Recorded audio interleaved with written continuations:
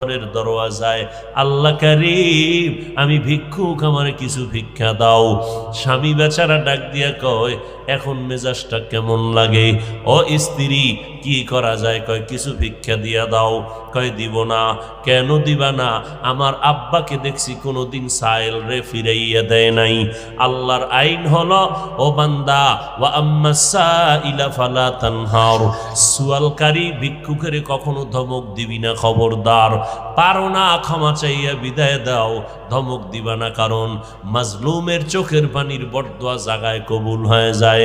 নাফরমান বান্দা স্ত্রীর কথা কানে না দিয়া স্ত্রীকে বলে, তোমার এত দরদ কেন?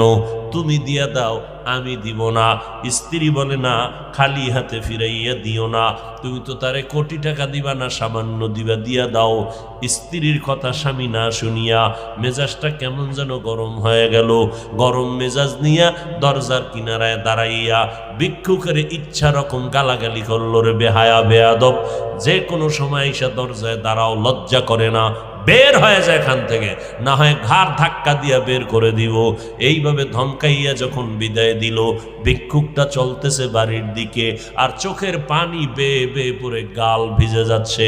আর আসমানে তাকাইয়া ডাক দিয়া বলে, মালিক, আমি গরিব মানুষ, তুমি আমারে বানাইছো, আমারে ভিক্ষা দিতে পারবে না?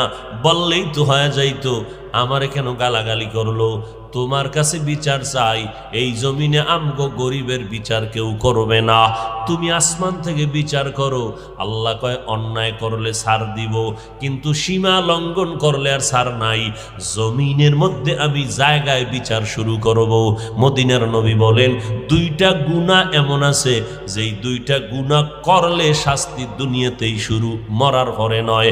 একটা গুনাহ হলো জুলুম, দ্বিতীয় গুনাহ হলো মা বাবার সাথে বেয়াদবি। মা বাবার সাথে যদি বেয়াদবি করো, শাস্তি হবে দুনিয়ায়। আর যদি কারো উপরে জুলুম করো, নিজের উপরে জুলুম, আল্লাহর উপরে জুলুম। আল্লাহর উপরে জুলুম মানে বলে শিরিকের গুনাহ করা, আল্লাহর সাথে জুলুম করা, অন্যান্য মাখলুকাতের সাথে জুলুম করা। যদি জুলুম করো রে বান্দা, তোমার নাম হবে জালেম।